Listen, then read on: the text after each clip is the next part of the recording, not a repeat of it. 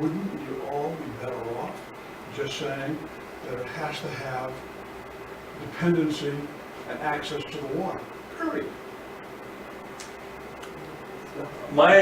I listed a million things. This has been a question not only raised here, but in other ports around the Commonwealth, which is everyone has been sort of the big question mark, does it include marine science and technology? If they don't need access to the water, it does not. Right. If they need access to the water, it does. The whole test is you have to have dependency in the water or access to the water. Well, but this is where, when we were, because we literally played through like 1,000 different approach scenarios for this. So let's take this one as an example, where the, now we're on a fixed fee budget, so we're way beyond. I'm sure You're getting a good deal. You're getting a really good deal. As a matter of fact, I'm passing out a hat later. But let's take the research, testing, and development related, and here's where the nexus becomes the nexus, which is actually English. He doesn't speak English, but the Who says nexus? education. We like that. But Where's the so let's say, for example, that you were a company that was doing fish safety testing as part of the safety for the food chain, which is an increasing requirement. Yep. And you actually had to test as soon as the fish came off the dock. Right. Your company yourself may not specifically need, but you would need to have a site, you would need to be there because of the way you actually would do it. Well, I would debate that with you, because if urgency was the criteria, then you would want to have everything you need to do the testing spontaneously, immediately when they reach the dock. You wouldn't want to have to load it in a truck and send it to an industrial park. No, that's the point. And do the testing there. So in that case, clearly in my mind, they qualify for water-dependent use. That's their point. Just a clarification, it's not just, this doesn't just clarify that it's water dependent, it clarifies that it's water dependent industrial. Right. So these uses that are listed are, what you're saying is these are what we consider to be industrial uses, water dependent industrial uses. Well, then we're getting back to the other problem. There are no industrial uses, period. So we're chasing again a horse with a broken leg. I'm not sure I understand. What she just said was that in order to qualify, the uses have to be industrial. So now we have to go look at the definition of industrial, okay? Industrial, none of these things, well, maybe repair of tugboats means industrial. But that answers the question about why what they did was take existing language and then add to it, because the state has already defined it. I should have pointed out, these are from the section that defines water-dependent industrial uses. So there are 7 or 8 things that there's someone back there. Oh, I'm sorry, go ahead. Question. So if a seafood processor Yeah, is in that zone, but they receive their seafood over the road, they don't take it off the dock, They're still allowed. they're still allowed. there are parts of the regulation that specifically say what's water-dependent industrial uses. In fact, when they were promulgated, that was considered a water-dependent industrial use because the assumption was, I believe, that they would unload fish at the dock. That the regs have not, I think it's fair to say, sort of kept up with how the economy has changed. But they're still the regulations.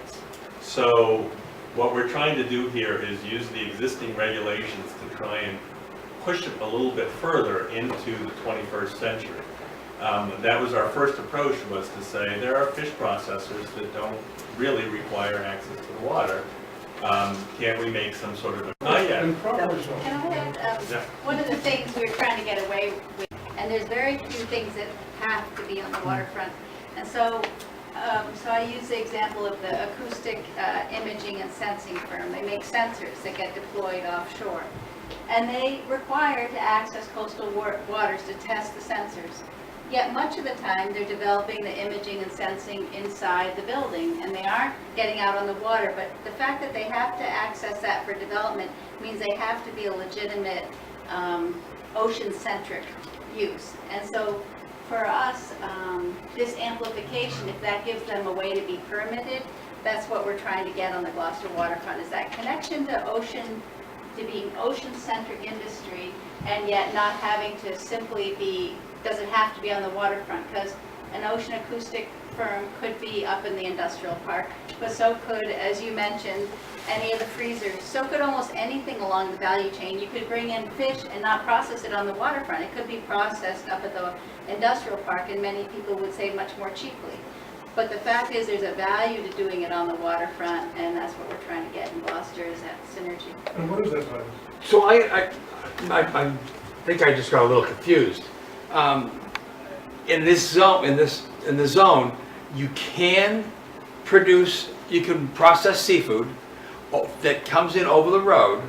You don't have to take it off a boat, doesn't have to come directly from the water. It can come from over the road, and any type to be processed in any way.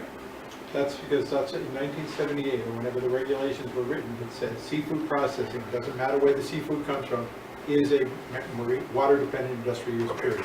What they're doing here is taking that core definition that was set up in 1978, of what was a water-dependent industrial use, and adding new kinds of uses. But they're not erasing all the old ones, they're still in place.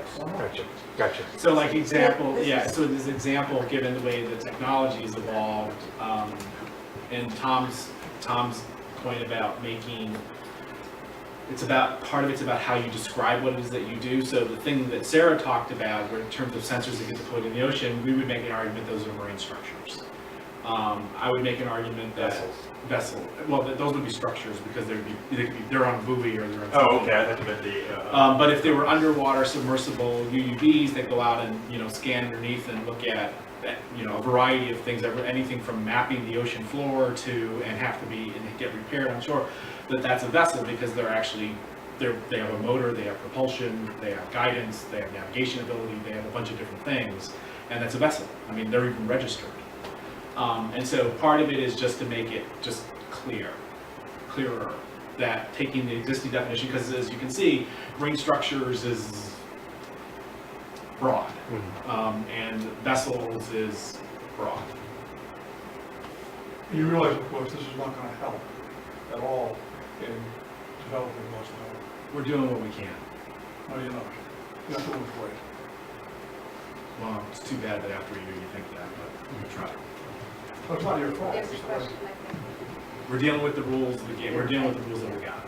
I just wanted to make a comment about the rules. These are regulations promulgated at the state level that have been in existence for 30 years.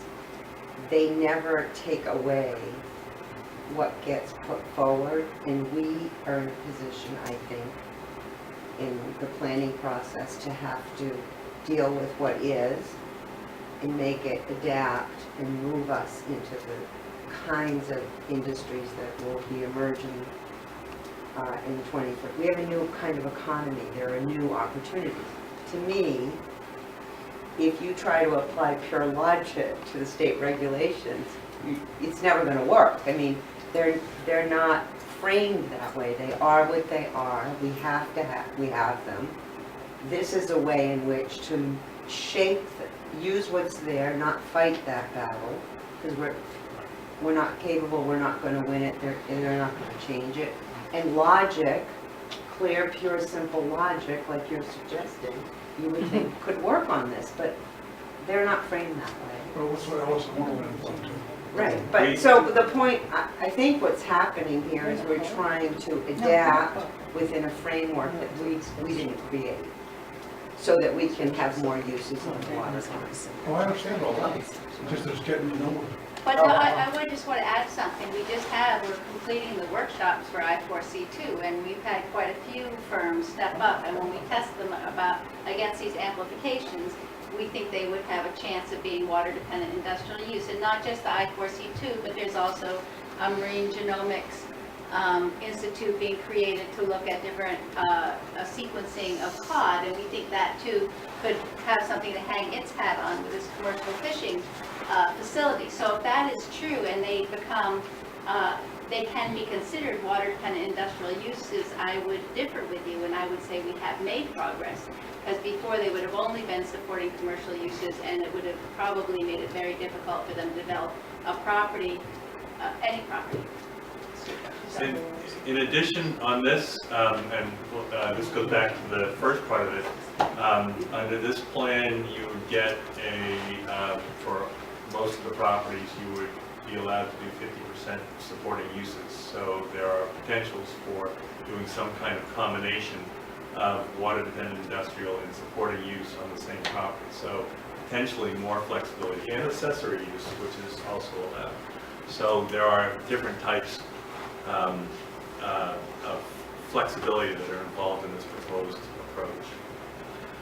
I mean, I think, the one thing I would say about this, which is it may feel very cumbersome and maybe feel like it's not that much of an advancement, although I think given the way the wording is, and it's a question of positioning, but we talked about this early on, that, one of the issues that the Gloucester Harbor has is that it has various forms of gravity that it has to deal with. One of the issues of gravity is the small parcel size. Another issue of gravity is the way that it's regulated. And those rules are there, and we're trying to figure out how much lift can we put within the confines of gravity, and that's what we're trying to do. That's the best you can do, unless the law changes. I understand, and this, I may not be so popular with some and maybe a little more popular with others, but I understand what you all have to do. I go through the same thing up in the Newburyport area, but, and it's difficult. You've got a guideline that you must, borders that you must stay within, and I can see where you're trying to skirt the borders, which is enormous for the city of Gloucester. I'm a commercial realtor. Trust me, I know. But you're saying supporting uses, accessory uses, that sort. The waterfront, the type of businesses that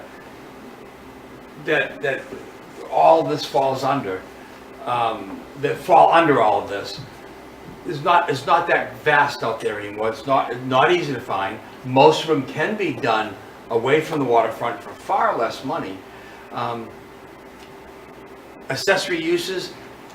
So if someone's processing seafood for consumption on one level, can they resale it for retail? On another level, can they cook it and sell it on another level? Is that what you mean, or by accessory use? The accessory uses are fairly well defined in the regulations. I'm blanking because I haven't looked at them recently. Steve hates this, but I refer to him as my 6'5" iPad because he has all the information In his head. in his head. No, he doesn't. He's blanking out. There's accessory uses are more tied to the actual maritime industrial use than the sporting uses. I can't remember specifically. Maybe Catherine does.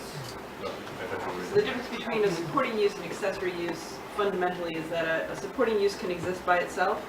An accessory use is a part of a water-dependent industrial use that really is there because the water-dependent industrial use is there, and it would go away if the water-dependent industrial use went away. So an office or maybe a small place for the employees to eat or something like that versus a restaurant or a gift shop, for example. Thanks. Rescued. You want to make Yeah, I want to just reflect back on the comment that was made. I think you're exactly right, where it gets back to the idea of trying to play by the rules that are existing and try and stay within that confines, but from within sort of broaden it out. So that's exactly what we're trying to do.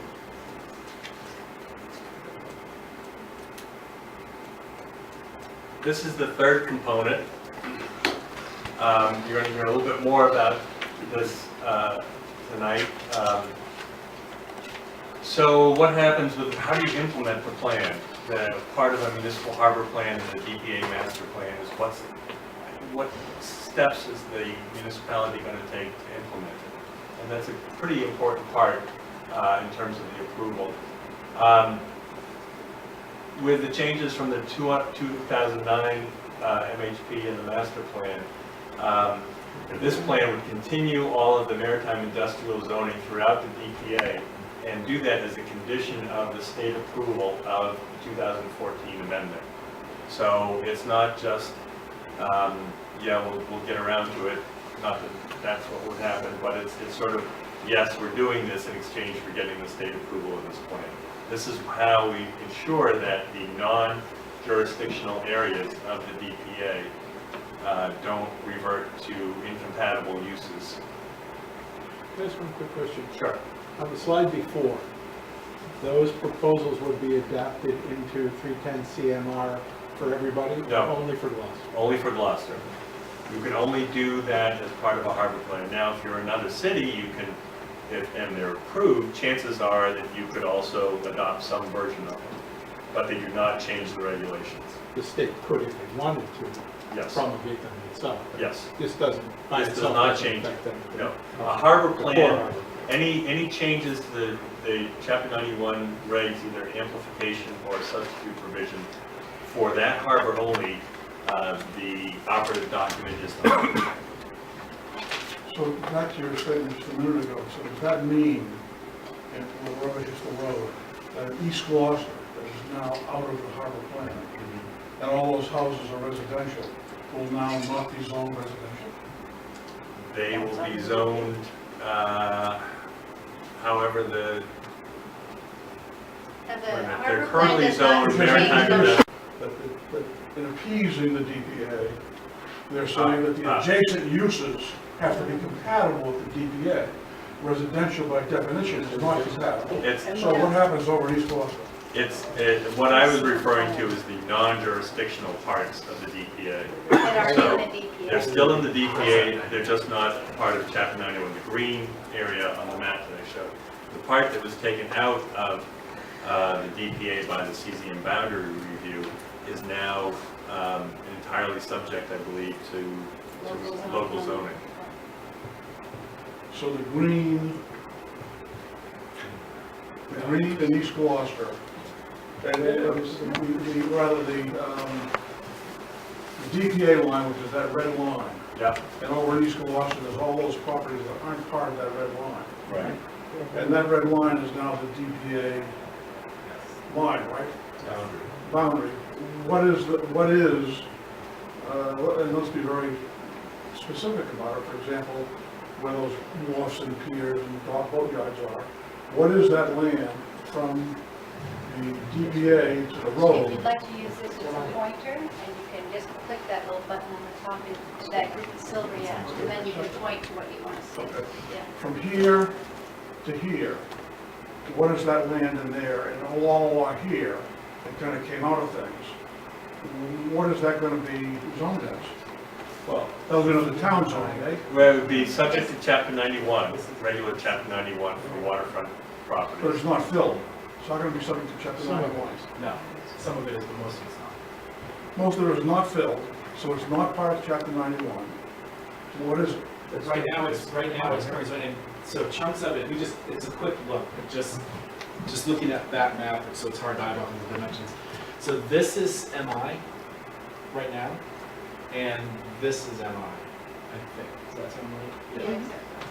Can I show you something? As of right, as of now. What Tom's talking about, just to say with what we're talking about right now, when he said the adjacent areas, he means the green areas. So when he says the areas adjacent to jurisdiction, and I might just take a moment to explain this, because this has been a problem in our community for maybe a couple of decades, and it's really caused a lot of frustration and anger. But the historic high water mark is what bounds this pink area of the land. That's a historic high water mark. The state only has the ability to tell you what to do, is that a simple way of saying it, in that pink area. So then, when, for example, Cruiseport was built, many people stood up and said, how can you be building something when it's obviously much more than 25% supporting commercial use? And Mr. Cunningham, I use you because you were my example, because I read the minutes of the city council meeting. And the city council president asked you and said, how can that isn't this property in the DPA? And you said, yes, Madam Chairman. And she said, then how can they be doing this? You said, but it's outside of jurisdiction. And even through the writing on the paper, I could feel her apoplectic coming to the fore, because, you know, the distinction is really hard. So, so what Tom's talking about right now is how our MI zoning would be. So I'm going to go to another portion. The only way the state has any way to regulate what goes all the way up to the boundary is in the approvability standards for the harbor plan. And to approve a harbor plan, you have to say that, in general, no more than 25% of the entire area will be supporting commercial uses, in general. Wait, I want to finish, because it is a really tricky point. So, in general.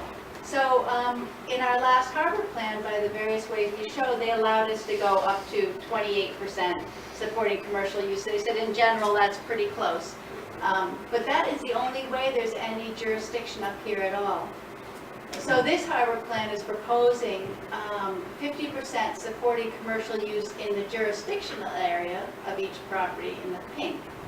And then on the upland, to use the local MI explicitly in the harbor plan as our agreement with the state that in our MI zone, our uses are consistent, and you can trust that. And if we were to change the MI, which is what people are concerned about because of with the hotel going in and the local ability to change zoning, that would negate the kind of agreement in the harbor plan. So that's how there's an assurance that if we make our MI consistent, which we, as you'll see in my presentation, we have almost completely done with the 2009 plan anyway, that then this upland will only be subject to only the local building inspector would review it. So it simplifies for a local property owner. They know much more clearly who has authority and who doesn't. Well, And that was one of our goals of our plan. so that green area, just to make it clear, if you just state it again maybe, is going to be both, the way you explained it just now, under the jurisdiction. It's going to mirror the town MI. Is going to mirror the. I'm going to say that word. That's right. The town MI zoning is going to mirror the DPA master plan. So in essence, they're going to become, for zoning purposes, one and the same thing. Is that what you're saying? I wouldn't say that, Well, because what I would you think say? part of the problem with the Chapter 91 permit is a very long process to get it. There's a lot of negotiation that goes in between this, that, and the other, whereas local zoning is much more straightforward. Does it meet the use or not meet the use? But it will mirror it. What you're saying is right, and it does very So closely then I go back already. to my very original question 9 months ago. Mhm.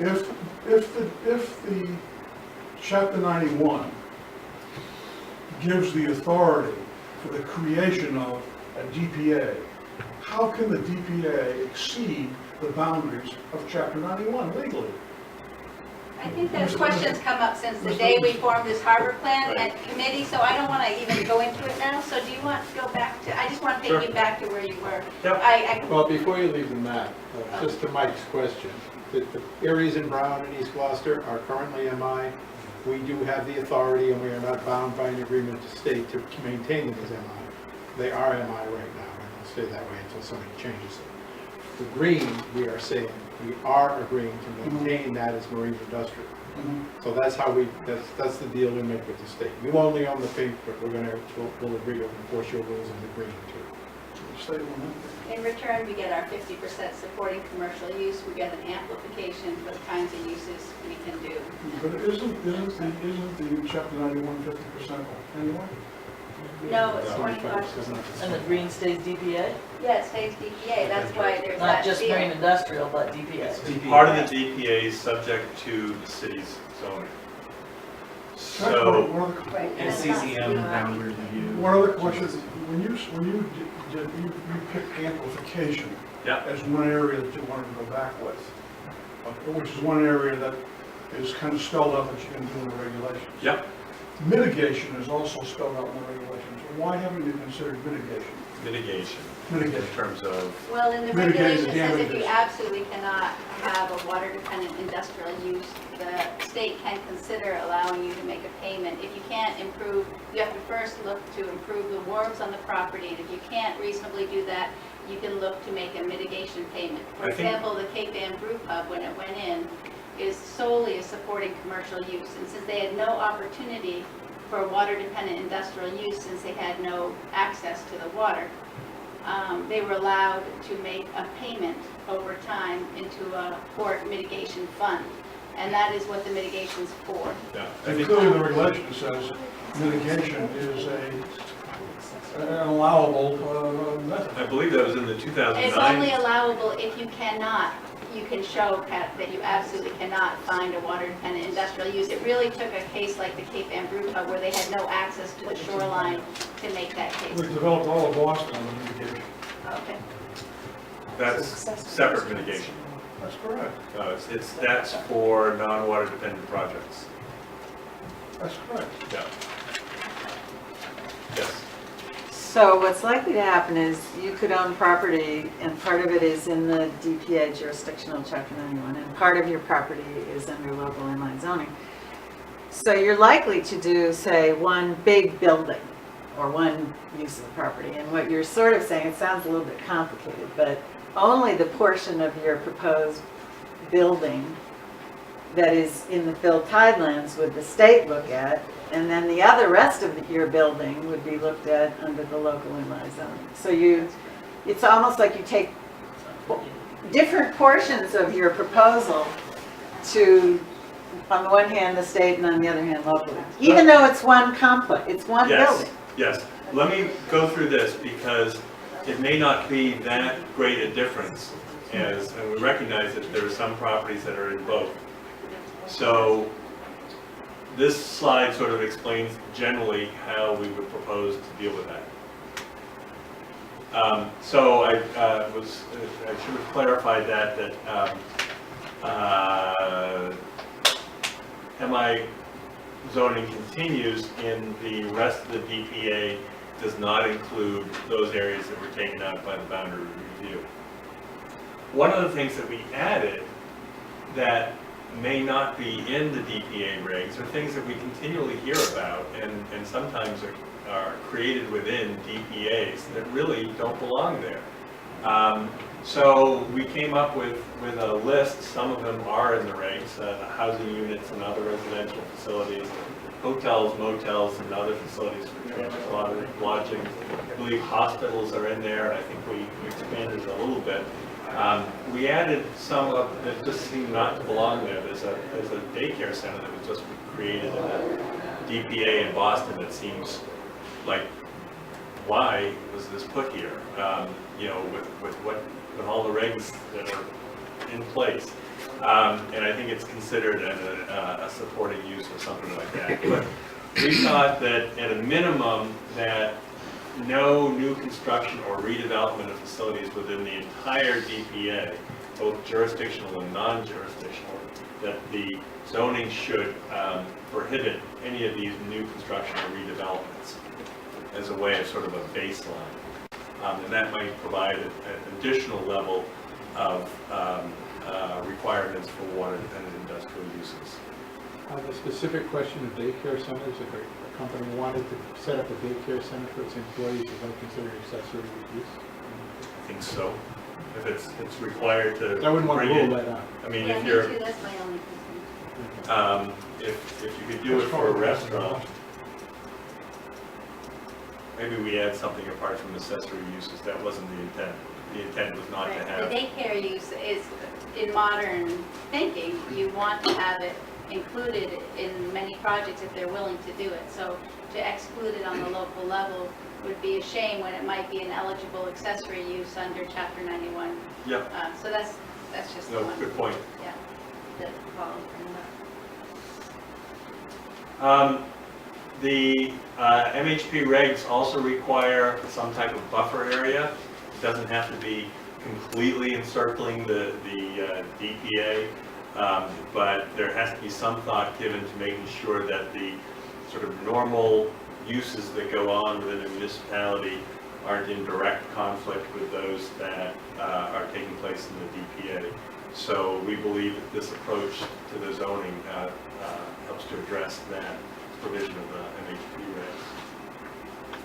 And the final thing is just under other amendment provisions, the amplifications from the 2009 harbor plan for the dock displacement and harbor walk, and the substitute provision regarding reconfiguring the water-dependent use zone would continue under this proposed amendment.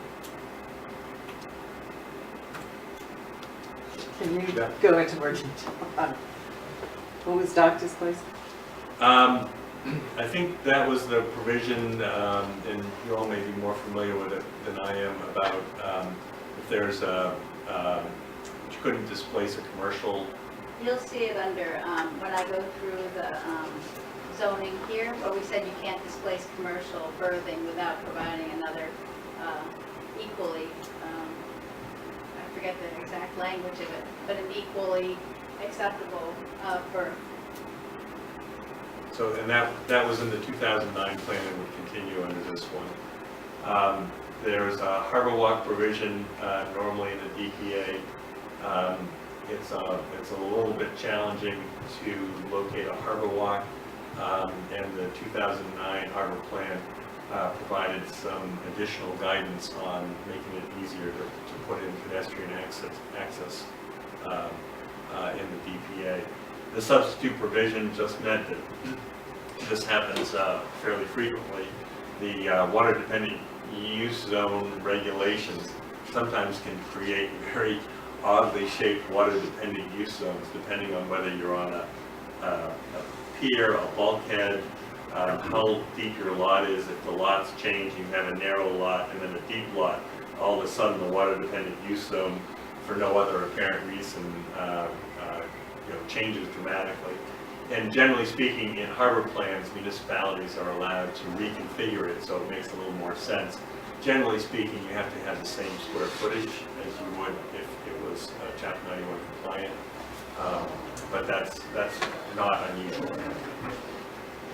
So in our marine industrial zone, we have currently, the city approved a hotel overlay district on a marine industrial lot.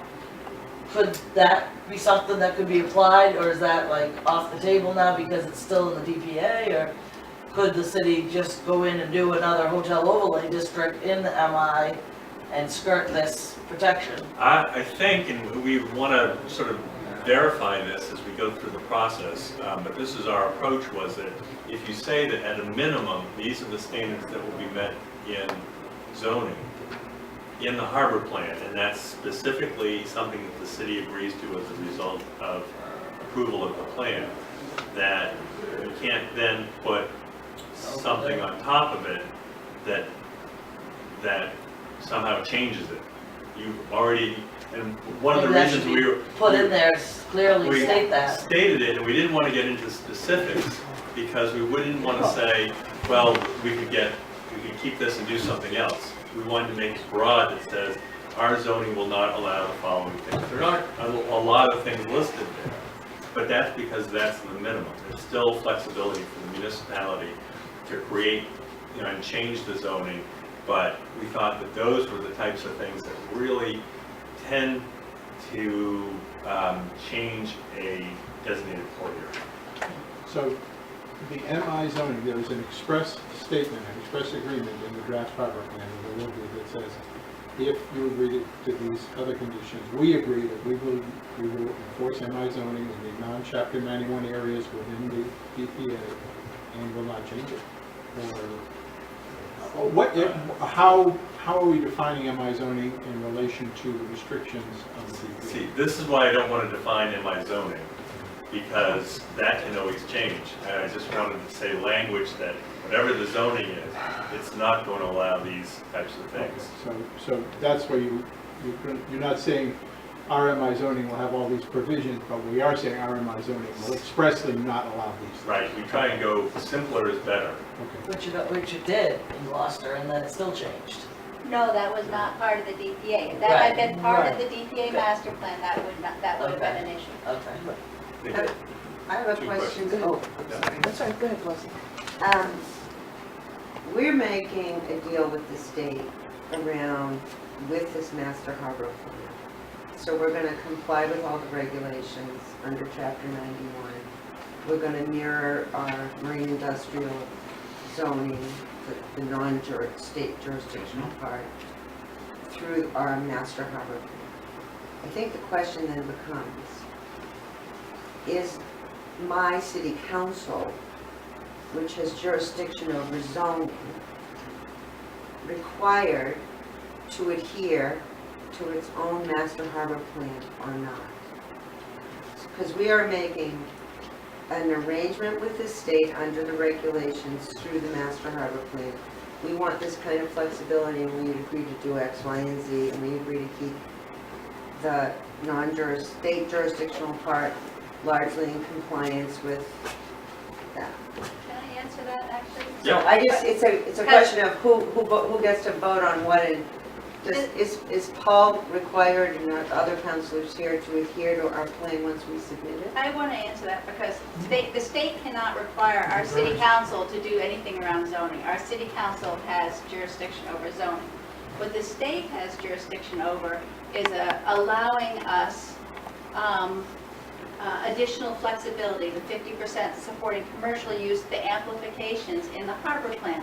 So if the city council were to change if the local community, not to blame city council, was to say, no, we don't want to keep up our end of the bargain, where the state has jurisdiction is over their own harbor plan. And that's what I would expect, and we should find out if it's true, that would then void the trade in the harbor plan if the city didn't keep its end of the bargain.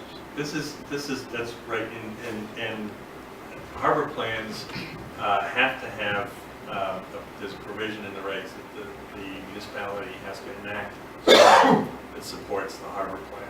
It doesn't actually, So how would they give a variance? How would they give a variance? How would the town council give a variance?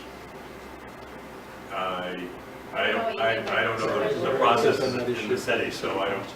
A variance is a hardship, so a town doesn't get a variance, a property owner would apply for a variance. Yeah, Is but that what what do you're they talking approve? I think he's talking about Too. special council permit, and there are regulations, the rules are set out in the zoning ordinance. There are very specific rules that have to be met before the council can grant a special permit. Can't change the nature of the. If you agree to this with the state, do the current rules still prevail in that power? Or are they just, are now, is it What Sarah said, impossible? it's a contract law. We're signing a deal with the state.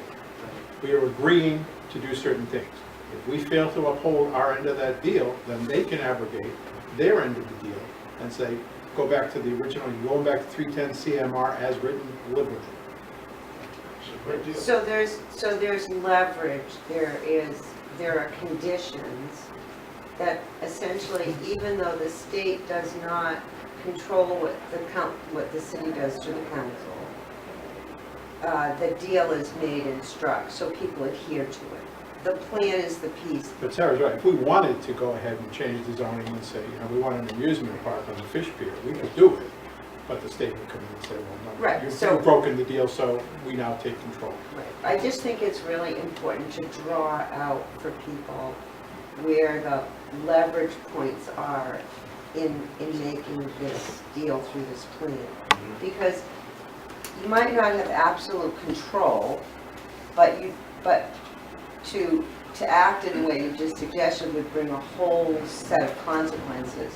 So it's a contained environment that we're all agreeing to operate in and around. Right. So it's not a free-for-all, even though by law you can act any way you want to act as a council or as a city. I just think it's an important piece to There's also draw one out. other- There's also one other piece that I think hasn't, the You split should between. probably come out from behind. Sorry. You've seen. Everybody likes the split between the jurisdictional and non-jurisdictional land. One of the things that's really, really important to remember is that the jurisdictional land is actually the stuff on the waterfront, which is the pieces that everybody wants to be allowed to do all kinds of other things to. And the state will still have control over that because it will issue all the licenses and what can take place there. So it's really 4 or 5 parcels in one specific part of the harbor where this deal is being struck about. And even then, the part that actually directly faces the harbor is still under state control, even on those parcels. What we're really doing is going back to getting our 50% supporting commercial use in a simpler way. That's much more easy to understand, it's easier to enforce, and it's easier to carry forward. Well, but importantly, we're broadening the definition of what is marine industrial. Oh, yes, that helps. And on the zoning, just to get back to the state thing, I probably did not explain this carefully enough. It's not, it's sort of implied in most harbor plans, if they're gonna do the zoning, they say they're gonna do the zoning. This, we're taking a slightly different approach in saying, we, the city, even in the areas that you do not have jurisdiction over, we are agreeing to this zoning as a result of making this deal. So that's a little bit more of a commitment than normally. Now, how does that get enforced? Because more of a commitment because it's outside of state jurisdiction. Normally implement the DPA master plan, the harbor plan. This is out of jurisdiction. You're making an agreement that you're going to abide by. This seems But as a in way of the keeping DPA. the DPA as an operational unit. And the basis of the benefit, the real benefit to the city is, I think, and maybe someone could explain this, is that you'll now be able to get things that truly aren't water dependent, such as research laboratories, in your mind you are, because you're saying that they're going to approve these amplifications. So we're getting these amplifications that are going to allow you to put marine research companies on the waterfront. Marine research companies that only have certain characteristics. Right. But marine research companies in general. I think very specific marine research companies. I don't think this gives you carte blanche at all. I think this is not a low bar that people will be able to leap over with any type of thing that just has marine science in their name. But is it correct to think that's the trade-off here? That is the trade-off. And the trade-off is you're Is there, in getting more your opinion, is all flexibility. this worth that trade-off? I think, yes. Yes. So I'm going to step in here. We're 75 minutes into I'm sorry, an hour, well, 75 minutes into the first presentation. We have two more presentations, so. Actually, that combined my two. Okay. So are you pretty close to wrapping up your first one? That's my last slide. Oh, perfect. So maybe we want to, yeah. But I think they're, So what I'd like to do, I'm sure that there's going to be questions answered in the second part of the presentation, so I'd like to get Sarah's presentation going, and we'll take time at the end of the day. Oh, but I want to ask about that buffer, because the buffer that he referred to is only within the DPA jurisdiction, correct? The MI buffer. Right. Outside of DPA boundary, there is no requirement for buffer. It can be amusement park. Such as in East Gloucester now. East Gloucester comes out of the DPA, yep. so there's no requirement on that to be any kind of buffer zone for the DPA. Thank you. Right. We have never had Yeah, that. we're only making the deal on inside the DPA. Inside boundary. the DPA, Right. There's Yeah. nothing any different outside Right, the so DPA. only the green on that map. Right. But I thought the Right, buffer was but to the- protect the DPA, but you Right. said the buffer is to protect the public from the DPA, which is a complete flip of what I had thought. I Yeah, don't you think- said, I No, don't think I said that that's it's not what he to said. protect the public from the DPA. What I was saying was, the buffer is to prevent incompatible uses. So, if you have I'm trying to think of something, a commercial, Golden banana, too. Yeah, a nightclub. That's an operating accessory use, With I a think. lodging upstairs. you made this. Some people do require accessories. so where is that defined though? Is there any I'm definition of sorry. that? Is there any definition anywhere? For the buffer? Yeah. No, I mean, there's a provision that says you have to somehow plan for preventing incompatible uses. So our proposed approach is to say, if you exclude these things, which are the usual things we hear that somehow are the last straw or the first straw in terms of DPAs not being functioning units anymore. You have residential, schools, things that make it difficult for trucks to get through, or whatever the issues are. What we try to do is say, those are not going to be allowed within the DPA. It's not to keep the public necessarily away, it's to prevent incompatible public uses. Well, but it's both ways. You don't want uses that's incompatible with what's non-MI. You don't want incompatible with DPA uses both. And they also included in DPA roadways to make their percentage now, Yes, which some of the roads were included in the DPA. But the roadways don't restrict the change of use the Outside the- roadways, outside the DPA. the roadways were included because we can include them. Right, but they don't restrict use No, on that street. no, Right. that was our way of getting to 72% because we could. Right.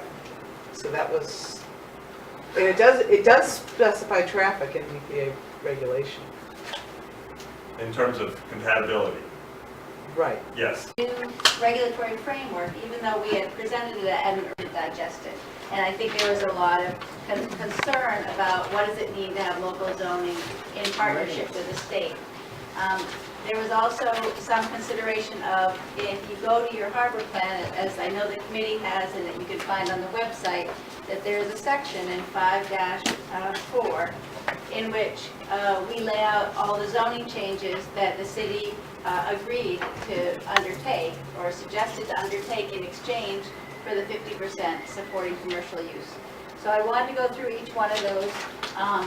What happened was our 2009 master harbor plan, municipal harbor plan and DPA master plan was accepted December of 2009, and in March of 2010, the city council completed the process of reviewing the suggested zoning amendments, and these were the changes that they made. So on this first page, I just summarized the 7 things that were recommended out of the plan. If you want the full wording for each one of these, go to section 5-4. It's both on the website and you all have it in your harbor plan books. I'm going to go through each one of these and then it will be more clear what they are and what they do. So the first one was that we made a bargain that the supporting DPA uses would not occupy more than 50% of ground level area on filled tidelands and uplands of a lot within the DPA. And this was in exchange for getting the 50% supporting commercial use for the properties that have that are entirely within jurisdiction and at that time only had 25% allowable supporting commercial uses. This is something that we would look at changing in that it is no longer needed. And this is the part where the trade-off is kind of complicated. Tom can explain it better than me, that if one person used their 50%, it shifted the balance throughout the whole port. But we did pass this footnote in the MI district supporting uses shall not in the aggregate occupy more than 50% of the ground level area. The part we will definitely keep in this is that such uses shall also be subject to the dimensional requirements of 310 CMR 9. And what that did is that the city used to have a water dependent use zone of only 20 feet. And the state had 25 feet. People said it should be changed so they're consistent.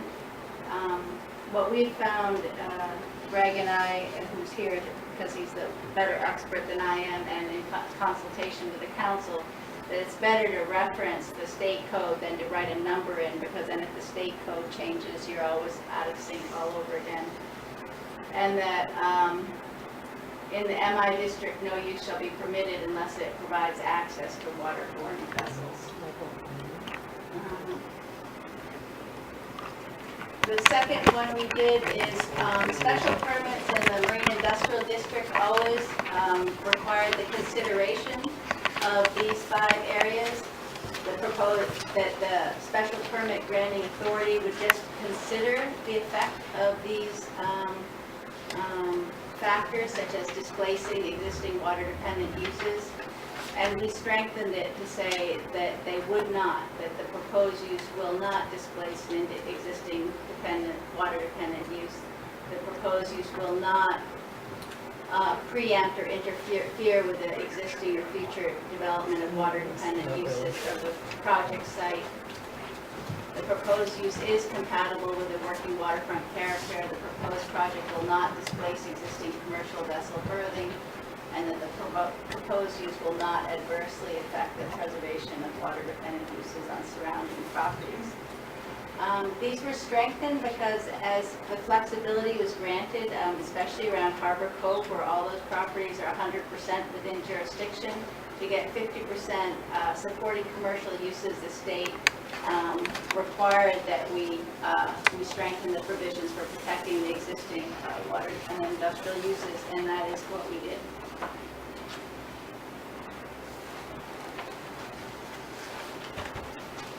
We put in a new section, site plan review, and in the MI district, any use greater than 2,000 square feet, or any new or expanded industrial or commercial use requiring more than 5 additional parking spaces, require site plan review in MI. Any new industrial or commercial projects or additions, change of use or project require a special permit or variance. Sorry, am I going too fast for you? It is pretty fast. I hate zoning. I should admit to that. Rick's our expert. I should have made him present this. He's much better at zoning presentations. Under the MI Yeah. regulations, how many parking spaces are required under what conditions? I see you have 5 additional here, but what's the basic MI zoning? Well, I went through Parking. this kind of quickly because this is site plan review was enacted for, in the MI district, it was for any new industrial or commercial project that requires a special permit or variance. And I think the threshold is 2,000 square feet. Do you remember off the top of your head? Well, it's either whether it requires a special permit or variance, which is most of the uses that are not water dependent in terms of water dependent industrial, but are allowed in the MI use schedule. So there's multiple thresholds that might trigger it. It's a review process through the planning board. We've had a few of them over the past couple of years. But to your point, just about what's the parking requirement, it depends on the use. That's all already identified in the zoning ordinance, and it depends on the use. Oftentimes with industrial uses, it depends on the larger shift and a ratio of what would be required. So for example, getting tangible again, when the cruise port brought in the dinner vessel, which had 300 capacity of people, which I assume get there by cars, how was that parking handled? That was permitted before the site plan review went into effect. So But it would have been handled, it would have just been gone under review of the planning board. I'm curious just because maybe now, maybe Lost House is going to do the same thing.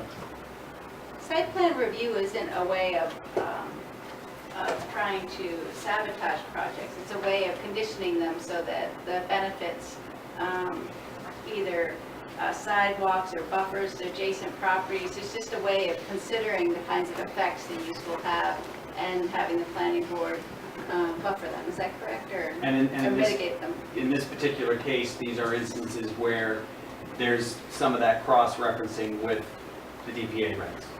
So when somebody proposes a project, they realize that they're not just proposing a local zoning permit, but they're also having to consider whatever's in play, whether it's straight interpretation of the DPA regulations or how we've amplified things. So this is part of the, kind of bringing the two processes into one. One of the criticisms 6 years ago was that there was no experience at the city level of what the Chapter 91 regulations meant or what the permits entailed. And that there was a desire in the 2009 plan to bring that expertise into community development so that when people came into community development, they not only could get their own local permit, but they were given a heads up as to what the state requirements were. What I like to So say it is would when be you more write this, you don't, somehow you have to have a beginning point. And it says so if somebody had a 10,000 square foot building, and they added 2,000 square feet to it, they have to put in 5 additional. No, that's not the way it's interpreted. There's an or in there, so, I mean, these are So they multiple require 5 thresholds. more. Then tell me how it's interpreted. It's possible that there's a use that requires more parking, that maybe, and you'd have to play it out. I mean, you have to figure out if there's something that could, for instance, introduce a workforce of a greater number of people that would have a parking requirement, and that would draw you into a site plan review. So you understand, Mike, this is based on 2009 harbor plan suggestions, and this is demonstrating that the city council has acted on those suggestions and made a change to the zoning, so that's what Sarah is reviewing. Yeah. So this is our current set of orders. I really just wanted to go through these to show that the city has been in good faith in this partnership from day one. And it's been 5 years, and we put in our own criteria, and it has not hurt anybody, and has worked well. And as an exchange, we have the allowable 50% supporting commercial use, and we in fact have the Cape Ann Brew Pub on a property that had been vacant for between 4 and 6 years. And that is now had $1 million investment and is doing nothing. Numbers 4 and 5 were definitions. They wanted at the time, we wanted more clarity at the local level about what the designated port area was, what were supporting port area uses. So we put in, sorry, practice is ahead of time. I was just going over the old, okay. So what we did is, in the footnote where we put in the 50% of ground level area, we put in references to the definitions and where you would find the definition of what a supporting designated port area use was, and where you would find the definition of what a water dependent use zone was, and that it would always be consistent with the way that was defined at the state level.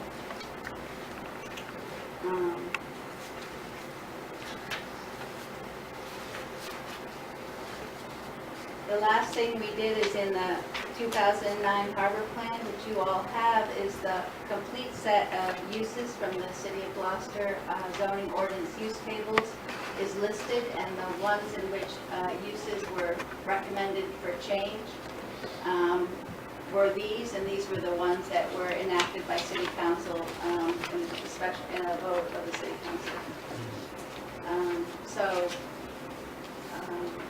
Where uses especially were not allowed, at the state level, we changed the City of Gloucester zoning ordinance to be consistent, which was the will of the Harbor Plan Committee and the state. CC stands for? CC stands for City Council permit, and what's the CS versus CC? Very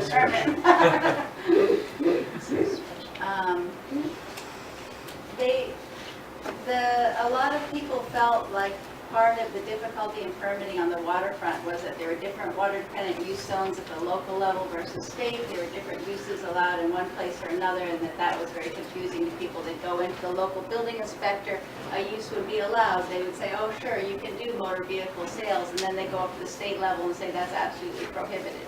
So the idea was to give clarity to people when they went to get permitted, so they weren't led down a path that ended up being a dead end. Sarah, just to be clear, where it says current MI and proposed MI, it's actually was enacted. Right. Yes, Right. so, right. That was what was then current, and the proposed is The what is now proposed is current. what is now current. Thank you very much. There were, if you look in your harbor plan, there at the end of the long use tables and all the changes, there were 4 of the 5 footnotes that were not enacted. The reasons were, one, for example, was the lodging provision.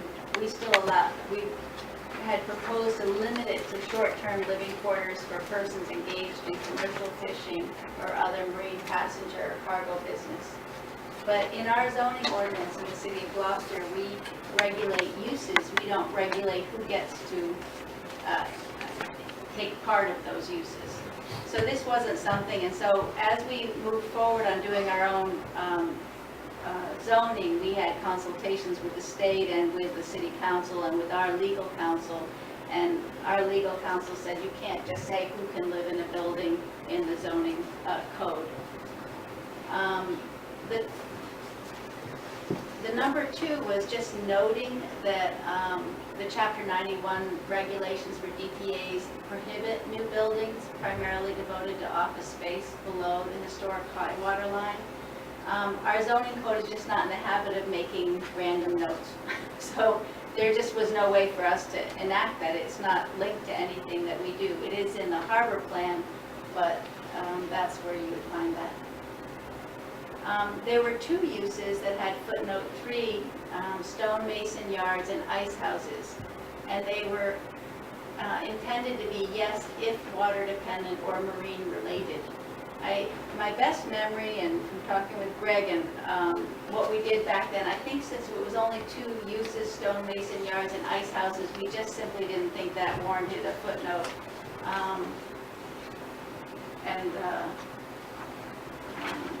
And that we thought it would be very difficult to tell if they were water dependent or marine related. They were going to have a mix of applications.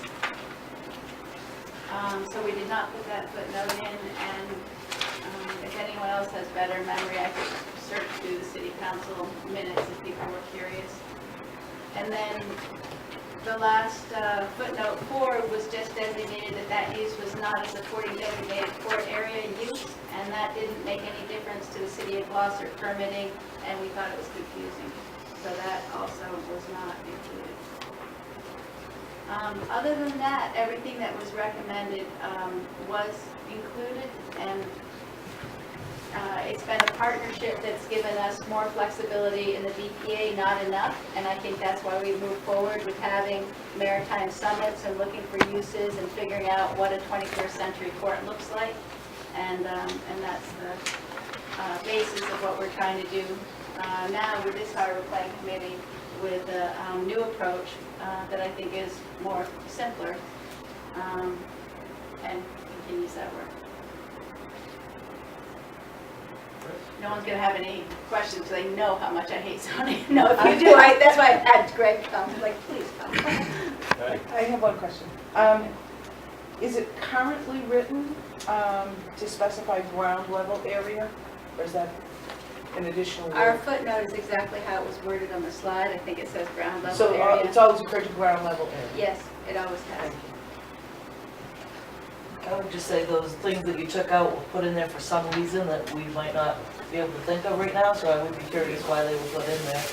Yeah, I don't know if Catherine Glenn remembers anymore. It's kind of hard 5 years back. Like, I don't think I personally took them out, so in case you were wondering. Well, sometimes at work we do that, we're like, well, why are we doing that? That's not necessary, then we take it out and then we're like, figure it out a year later, like, oh, that's why that was in there, we do need to do that or something, so. Well, my suggestion would be definitely think it over and look at them, and if there's something, like, I know on lodging in any case, we're looking at removing that anyway. But if the other ones, you know, if you think of some reason or anyone does, just let us know. Jumping ahead to the new proposals for changes in the MI zoning, which you've alluded to. Yep.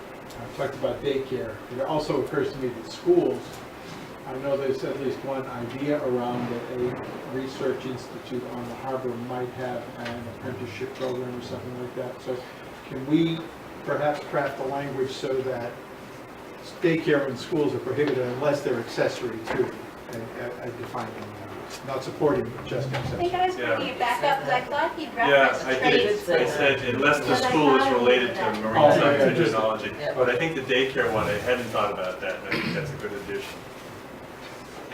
But you might want to add that As an accessory accessory as use. well, just to make sure Yeah. that nothing gets, sorry, I can't get the drag back in. And Oh, yeah, there we go. if I could just go back to the question about the zoning in the harbor plan. If the plan includes something that requires some sort of local action be taken, like enacting zoning, in this case where you're specifically saying we'll enact specific zoning in the non-jurisdictional EPA that has these characteristics, the harbor plan doesn't become effective until, let's see, the secretary shall make a determination in this particular, if a local approval is needed, only if the municipal clerk has certified in writing that all such actions have been taken and has submitted copies of the enactments in question to the secretary. So it's an additional step if there are required local actions in terms of the effective date of the plan. And it tends to make us as local staff move them, act rather promptly on them, as we did as soon as the harbor plan was accepted. We moved that zoning straight forward because none of the provisions, the amplifications would be available to us until they were. And they weren't. There was no permitting under the new 50% supporting commercial uses until the city council enacted the zoning changes. So they So accept I our just- harbor plan, but it's not in force until we've carried out our requirement. Exactly, so that's really why so this does say other schools, This is the prohibition. so you say it kind of backwards, that's why you write Yes, it's unregistered. prohibitions unrelated to maritime trades or marine science.